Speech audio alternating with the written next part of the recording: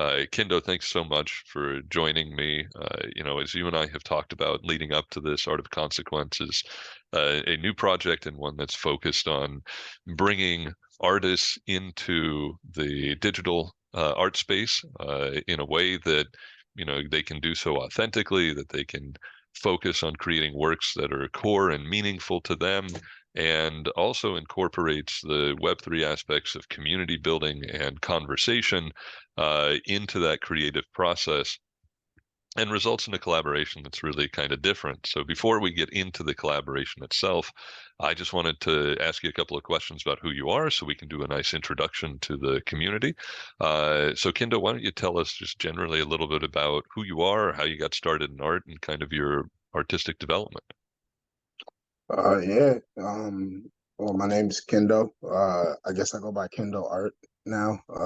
Somebody gave me that name, so it kind of just stuck. And I'm from Harlem, New York. Born in Harlem, raised in the Bronx, Co-op City, and Section 5. So a lot of great minds have come out of there, and I think art has always just kind of been an extension of who I am. Started it with anime, like a lot of young Yeah. kids from where I was from, and I used to like all of the old classics like Gundam Wing, Big O, like Dragon Ball Z, obviously, and that stuff kind of got me more into the illustrative aspect of art, and I think creativity just kind of took over from there. And I do a bunch of stuff when I was younger. I love sports, so I used to like try to recreate jerseys. I used to like take like the construction paper and the certain type of paper, and I re-glue it and make people little keychains. So I was doing all types of stuff when I was younger, man. I was just like a creative, I guess. Yeah, and looking at your work, on your site and that you showed me when we first met, it was pretty evident that sports stayed sort of core to what your focal point and your themes were. You did a lot of like profiles or portraits of sports figures. Tell me a little bit about that. How'd you evolve into that space? Yeah, well, I've always been an athlete, so I played football ever since I was like 5 years old, and I was lucky enough to meet some good people in high school. Playing football, I was able to meet some good people in college, and what I was able to do is kind of form this network. A good friend of mine, Kyle Munoz, out of my high school, Mount St. Michael in the Bronx. He actually started doing this sports marketing. I think he had like a sports marketing business, and he kind of knew about my art. And I had the chance to, the first piece that I ever did commission for an athlete was for Odell Beckham, and I didn't really have any precursory knowledge. I didn't think I was going to be doing it. It just kind of happened spontaneously, and I saw the organic reaction. Like he really loved it. Like everything was just like pointing to this is something I should probably do again, and just wound up doing it again with Gronkowski, Rob Gronkowski. I met a lot of different athletes that really appreciate art, so it was cool. It was cool. But I've also seen some of your work on larger format. Like I know that you've done some murals and some notable ones. You want to talk a little bit about your approach to street art as well, and some of the larger format pieces you've done? Yeah, it's funny because a lot of people like I did this piece in Harlem at the height of it was this dance craze called the Harlem Shake, and Yeah. there people doing the Harlem Shake all over the place. And I'm from Harlem, obviously, so like I know about that dance, but it took on this life of its own. And we remember, I think we had obviously a conversation in private. We talked about what is appropriation and all these different types of things, and it was just funny to see the art kind of expand. And I had the chance to do a piece for a restaurant in Harlem that was actually aptly named the Harlem Shake, and it just so happened to coincide with the dance craze. And these kids, they did like this great dance in front of the piece and in front of the restaurant, and we put up like a scaffold and I painted on it, and they just did like the real Harlem Shake, like from Harlem and the dance. that went crazy. Got like 4 or 5 million views and stuff. And I mean, from there, I was actually able to capitalize on the momentum, and I wound up doing about a 4,000 square foot piece in Yonkers, New York, at the Ridge Hill Mall. Um, we did some work with my nonprofit. I have a nonprofit out of Harlem called Save the Gates of Harlem, Save Street Art. I guess it would be called street art, but it was more representative of the art from the '60s, the late '60s, when Martin Luther King was assassinated, and a lot of the roll down gates were placed on the storefronts in Harlem because there was a lot of looting, a lot of rioting. A family friend of mine, Franco the Great, he actually was able to put up some really beautiful pieces on these roll down gates. And instead of having Harlem look like a jail cell, he kind of beautified it. And it was something that, always stuck with me. So through that connection, I was able to, talk about what I did with the Harlem Shake. And then I was able to do that piece in Yonkers. I met Mayor Spano out of Yonkers, a great guy. Like, I was able to talk and meet with a lot of people, and I guess each project moved to another. So That's fantastic. And you brought up a couple of things. First, I'm not going to do the Harlem Shake. I promise. I will not even try the dance. you should, That man. I'll Yeah, show no, you. no, let's not do it. Maybe in person you can show me what it's really like. But second, you touched on the roll-up doors. We were in Barcelona, my wife and I, at one point, and did a street art tour, and that was part of the art culture there, is that the stores had artists come in and do their roll-ups. And so you're right, it really makes for a really vibrant kind of space, and something that is security driven, right? Something that is meant to keep people out suddenly Out becomes this visual, accessible element. access. Yeah. Yeah. And you and I have talked a little bit about access, leading up to this, which makes me really curious about the theme you're going to pick. I don't know that you're going that direction, but it was sure a good conversation about it previously.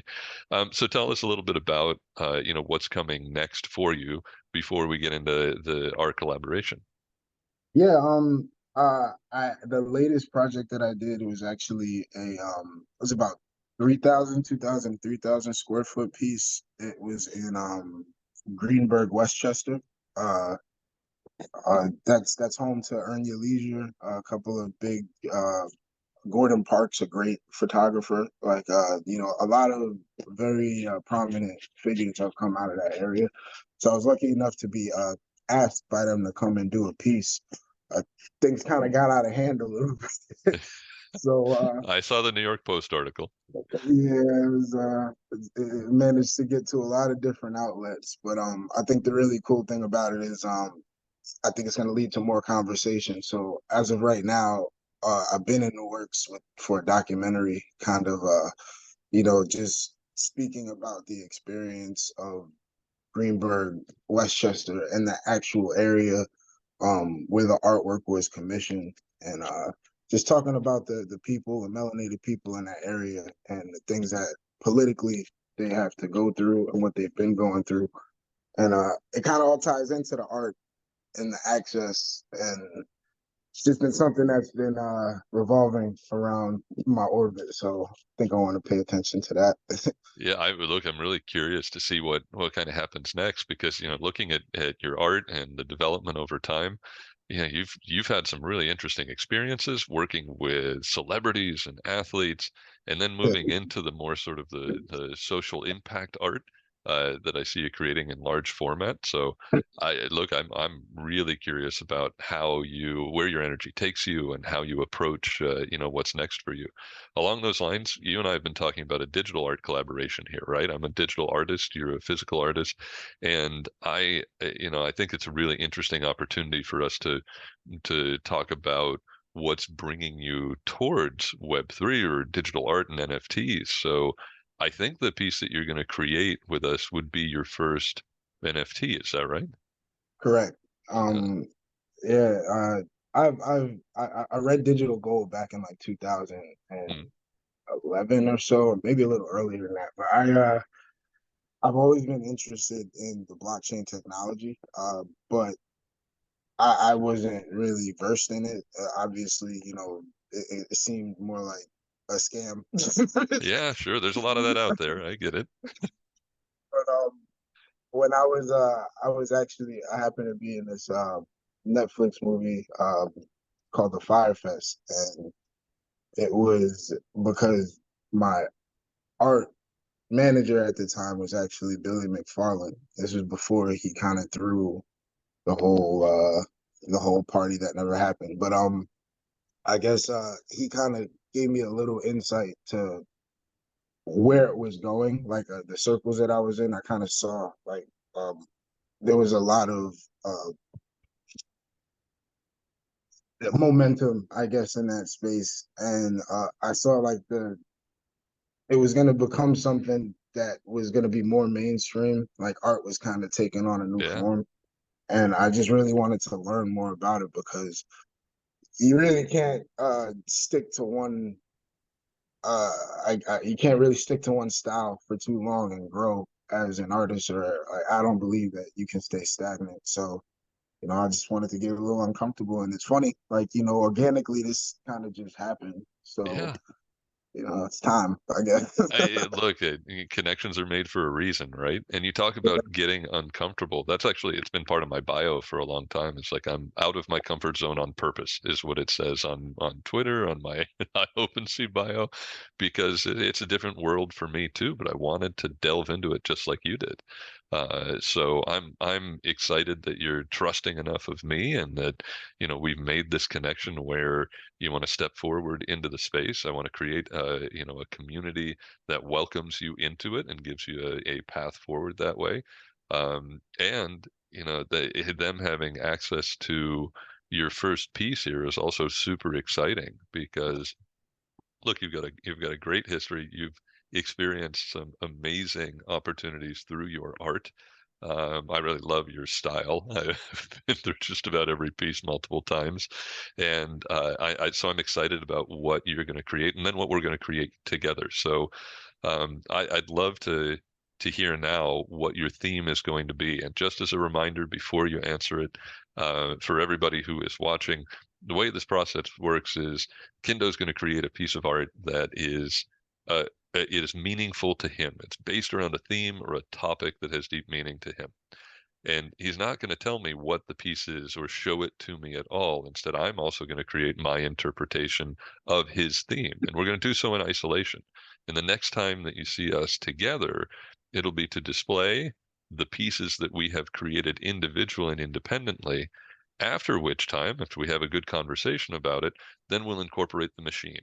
Kind of the beauty of this space and the evolution of art and the controversy around AI means that I think it's important to include it in the conversation.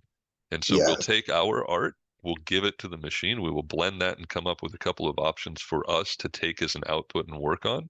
And then we'll have a collaboration where we go back and forth and pass the piece back and forth and really create something that is a shared conversation instead of our two individual perspectives, the one you create in isolation and the one I create in isolation.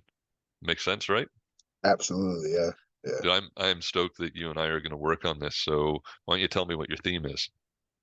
As I alluded to a little bit earlier, I think the theme that sticks out the most at this time for me is access and accessibility. Whether it be to information, whether it be to people, whether it be to ideas. There's it seems like access kind of drives innovation, and in in some ways, like the AI conversation is a lot to do with access because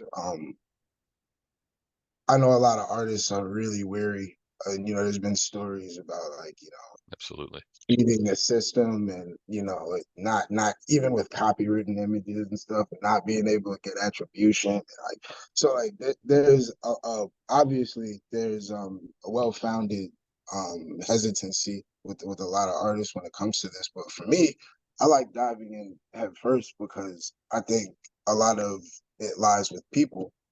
And I think if you have access to good people, and you have access to the right energy and the right intention, then usually those things don't happen. But I really would like to delve into access as a whole, as an abstract, because I think it plays into so many different parts of you know uh just life and what we're doing right now. I wholly agree. And you and I think the beauty here is we could start an entire conversation about access, right? And it would be fascinating. And I think that when we do it with the community, it is going to be, and it'll be really rich and meaningful. The painful part for me is that now that you've disclosed what what the theme is that we're going to focus on, we don't get to talk much about it. Like we're gonna create, and then we're gonna talk about it. And so that is look, I think it's going to be an interesting exercise. It should be fun. It may be painful at times because I like my creative process is often engaging, and I like getting feedback, and I like sharing, and this is going to be harder for me on a personal level to do my own personal interpretation of it. But man, as February progresses and we get further into our pieces and we're ready to disclose, I'm anxious to see what you create, the medium that you choose to use. Because I've seen you use a few different ones, whether they're physical paint or digital or sculpture or video. I don't know where you're going to go, and that's kind of cool to me. So I appreciate you picking access. I know it's meaningful to you based on some of our conversation that we've had, and I'm really privileged that you've chosen to include me in that conversation. So thank you very much for bringing it. Oh, absolutely. I think what do they say? Like, 95% of communication is nonverbal, right? Yeah. So, I mean, maybe this is like a conversation, just different, in a different way, where, you know, you're conversing with yourself and I'm conversing with myself, but we are connected. So, I Yes, mean, we both know what we're going in for. We both linked with the idea. So it's just a different type of conversation. That's all. it is. Dude, I appreciate your attitude towards this. I'm glad you're opening yourself up to it. And I'm really anxious to see what we create individually and then what we can create together, because I think that's going to be some magic there too. Anything else you want to share with the audience before we break and start our creative process? Um, I guess whatever anybody out there is creating, just know that it's affecting the whole and it's appreciated, even when it's unappreciated. And just continue creating, continue consuming, and thank you. Dude, that is awesome. Thanks so much for that. You're a good soul, man. I'm really privileged to have met you and that we're able to work on this together. So thank you for that. Absolutely, man. Thanks for having me. Of course.